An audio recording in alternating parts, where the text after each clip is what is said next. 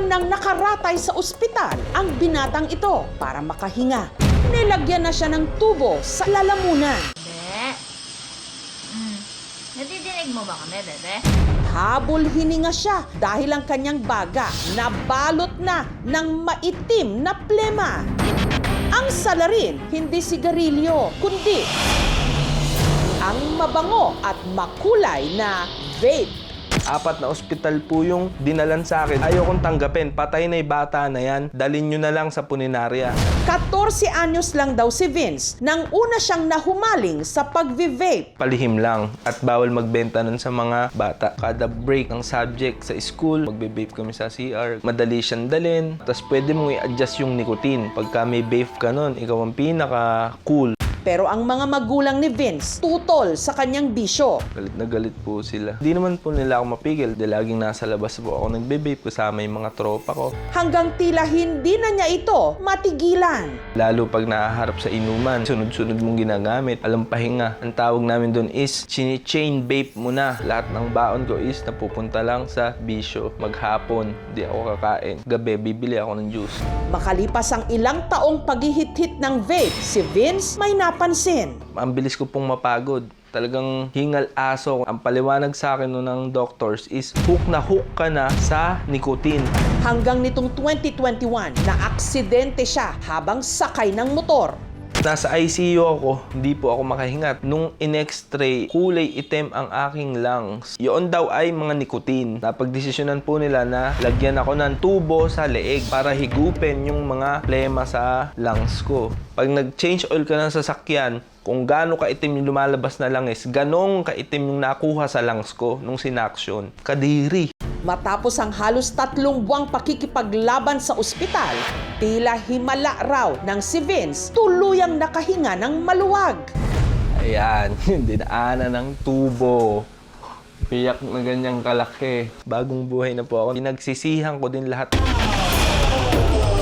Ang kaso ni Vince ang halimbawa ng mga dumaraming kaso ng mga nagkakaproblema sa kanilang kalusugan dahil sa vape. Kaya isinusulong ngayon ng DOH o ng Department of Health ang posibleng total ban ng vape sa Pilipinas. Pagbebenta, pag-aangkat, manufacturing at paggamit ng vape. 3 bansa na lang ang hindi pa nagbaban ng vape sa bansa nila. Yun po yung Pilipinas, Indonesia at Malaysia.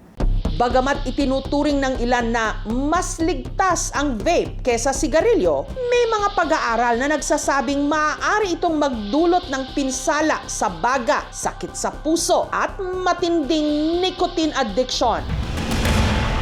Meron ding taglay na mga kemikal ang vape na maaaring makaugnay sa cancer at iba pang malubhang karamdaman. Acetaldehyde, formaldehyde, nitrobenzenes, no? Ito yung mga cancer-causing agents, no? Na nakita na rin sa vape. Nandiyan din yung mga iba't iba pang mga other chemicals at pati na rin yung mga heavy metals katulad ng lead. It can go to the brain, it can cause a lot of problems, no, sa ating. Ang 30 anyos na si Erica, sa mahigit 1 dekada nang gumagamit ng vape, bigla na lang daw siyang nawalan ng boses. Ngayon ko lang na-realize hindi talaga pwede. Nagpa-provide ako ng voiceover. Pero ngayon di talaga kakayanin. Since yesterday pa yata or Friday ng gabi, naging ganito boses ko. Malala pa siya sa paos. Vital siya kasi per week, gumagawa ako ng voiceovers for reports. Akala ko, simple na flu lang. Pero laking gulat ni Erica nung nalaman niya na ang pagkawala ng kanyang boses, bunsod na pala ng laryngitis. Namamaga na ang kanyang larynx o voice box. Ang salarin, vape. Nung panahon na rebuildable dati, yung isang juice na malaki, nakakadalawa ako sa isang linggo. Ang sabi ng doktor talaga, vaping ang naging rason. Tridor siya, yes. Nakalagay sa packaging, low, pero ang effect sa katawan, usually stronger. Lalo na pag hindi sila ganun katolerant sa nicotine. Full recovery time, na nag-restore na talaga yung boses ng 2 months. 2 years na akong vape-free. Ayon sa DOH, kung hindi man tuluyang maipatupad ang ban sa vape, nais nilang higpitan ang regulasyon kabilang ang pagtanggal ng flavored vapes na di umano nakaeengganyo sa mga menor de edad. May panukala rin na itaas ang minimum age ng paggamit mula 18 anyos at gawin na lang itong edad 25 pataas. Noong 2018, nasa 3% lang ang gumagamit ng e-cigarettes between 10 to 19 years old. Pero pagsipa ng 2023, umakyat ito to 40%. So yung rekomendasyon ng DOH na itaas ito to 25 years old, mas mahihirapan ngayon yung mga kabataan para ma-access yung mga ganitong device.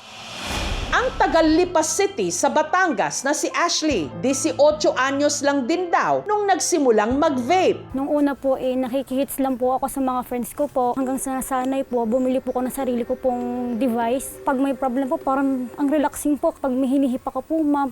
Ang pod o karga nito, halos 300 pesos ang presyo. Iniipon ko po yung galing po sa baon ko po. Parang yung vape po, naging buhay ko po, ma'am. Sobrang addicting po talaga. Hanggang nitong Marso, bigla na lang daw sumama ang kanyang pakiramdam. Bigla po akong inubo. Akala ko po normal lang. Sobrang takot ko nga po magsabi sa magulang ko, ma'am. Nagne-nebulizer po ako mag-isa. Nadidinig kong nagsasanga. Siyempre kami, nag-aalala rin kami kahit kami magulang. Kaya nagdesisyon nga ang asawa ko na pa-check up mo na yan. Ang kanyang baga nagkaroon na ng tubig. Ako'y tulala na hindi ko alam ang gagawin eh. Kasi nga, di bali kong pneumonia, okay lang, kami gamutan to. Pero kung yung tubig sa baga, sabi ko, ito kailangan to, butasan to. Para madrain ang tubig sa kanyang baga, si Ashley kinailangang operahan. Nung nalaman po na, yun nga po, may sakit po ako. Si inay po natulala pong inay kasi hindi rin po namin alam ang gagawin. Kasi hindi po namin in-expect. Di ko po in-expect, ma'am, na may sakit po pala ako. Kahit ako'y mangutang, lumuho, kahit anong gagawin ko para sa anak ko, hindi ko naisipin ang pera eh. Isipin ko buhay ng anak ko kahit kami walang-wala. Nitong nakaraang buwan, natuloy ang kanyang operasyon. Ang nakuhang tubig mula sa kanyang baga, umabot ng 1 litro. Ipinagpapasalamat na lang ngayon ni Ashley na nakakahinga na siya ng maluwag. Ito po yung naging tahi ko po nung ako po nilagyan po ng tubo. Pag nababanat po yung pinakatahi po, hindi po ako makagalaw po kasi ng ayos. Sobrang nanakit po talaga. Itinigil ko na rin kasi ang paninigirilyo para rin sa anak ko. Kasi nga, alam kong masama to sa katawan niya at may dudulot nito, kaya kailangan ko rin isakripisyo. Ang publiko, hati ang opinyon sa pagban ng vape sa Pilipinas. Siguro madaming apila sa pagbaban ng vape. Kasi yung vape kasi alam ko parang sa mga tumitigil mag-smoke, kaya sila nagbe-vape. I believe na vape should not be banned but it should be limited. Pabor po akong ban yung vape sa Pilipinas. Lately, may mga nakuha pong mabalita on social media na maliliit na bata nagpa-purchase na po ng vape dahil business din po yung para sa perspective nila. Malaki na rin po talaga yung industry ng vape dito sa Pilipinas. Siguro mga around 500 transactions kasi yung nare-record namin kada araw. No? Nire-respeto naman po namin yung desisyon at iginagalang din po namin yung pag-aaral na ginagawa ng DOH.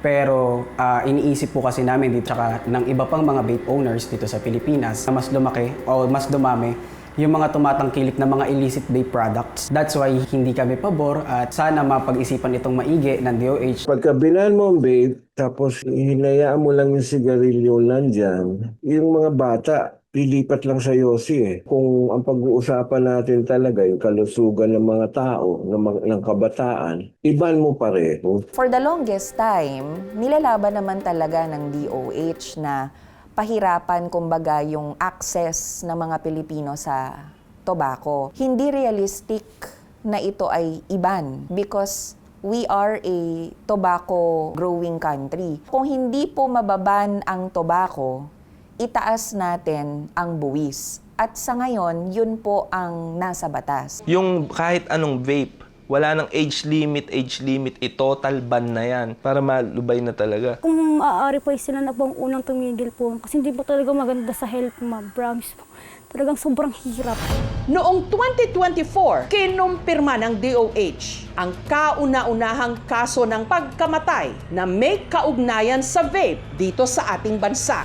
Ang biktima, isang 22 anyos na lalaki, namatay matapos atakihin sa puso kasunod ng matinding pinsala sa kanyang baga na iniuugnay sa araw-araw niyang pagve-vape sa loob lang ng 2 taon. Kaya napapanahong pag-aralan ang panukala ng DOH ngayon na i-ban ang vape dahil sa bawat hit-hit. Nadidinig mo ba kami, bebe? Baka hindi lang ito bisyo, Ngayon ko lang na-realize hindi talaga pwede. kundi simula ng huling hininga. Thank you for watching, mga kapuso. Kung nagustuhan niyo po ang videong ito, subscribe na sa GMA Public Affairs YouTube channel. And don't forget to hit the bell button for our latest updates.